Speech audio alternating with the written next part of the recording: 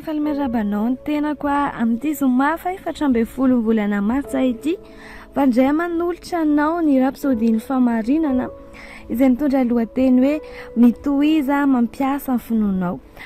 Hozizin'i Jakoba toko voalohany andiny faharoa amby roapolo ka hatramin'ny fahadimy amby roapolo hoe fa oka ho mpankatony teny anareo fa aza mpihaino fotsiny ihany ka mamitaka ny tenanareo fa raha misy mpihaino ny teny nefa tsy mpankatoa dia toy ny olona mizantareny eo amin'ny fitaratra izy fa mijery ny tenany izy dia lasa ary miaraka amin'izany dia adino ny tarehany fa izay mandinika ny lalàna tanteraka dia any lalàna fahafahana ka maharitra amin'izany raha tsy mpihaino manadino fa mpanao ny asa dia ho sambatra amin'ny asan'izany olona izany.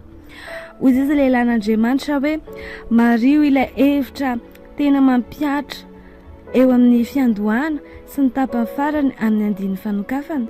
Izao mivolaza ao ka ho mpankatoa ny teny ianao fa ny mpankatoa no sambatra na koa hoe mahazo fitahiana.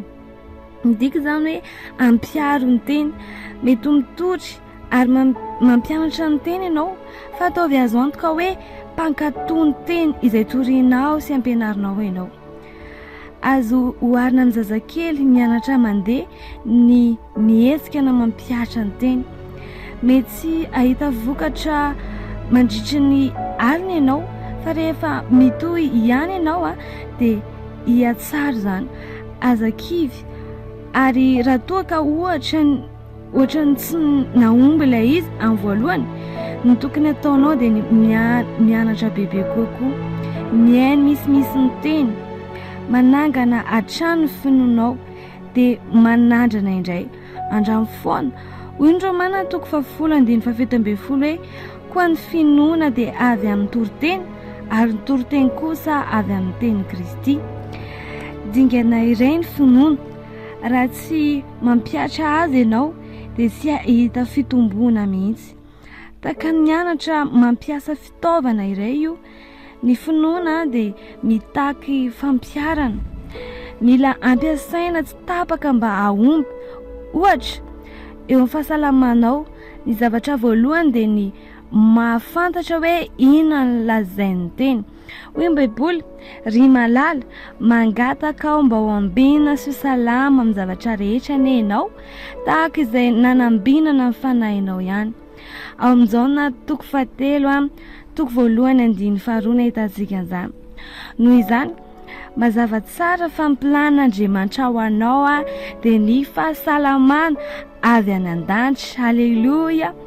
Tsy tokony hisy homamiadana na diabetana ny zavatra toy izany miaraka aminao.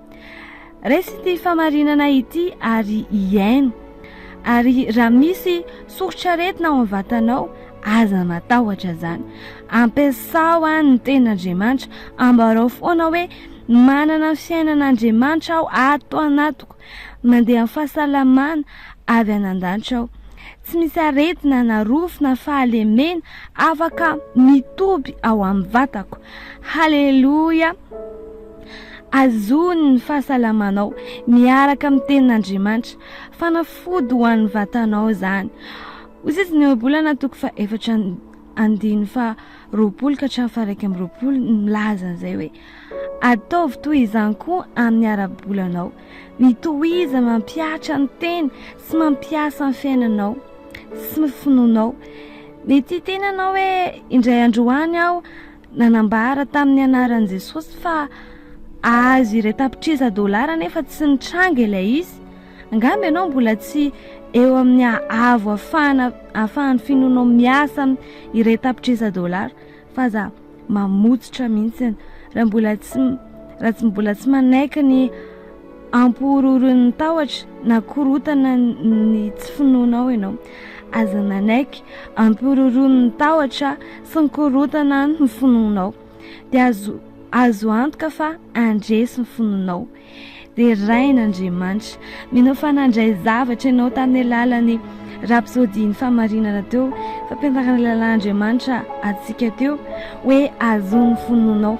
Andramo foana, aza mety kivy izany raha mbola tsy mety mivalina ny vavakao andramo foana, ampiasao foana ny finoanao fa tsy maintsy tonga io. Amen.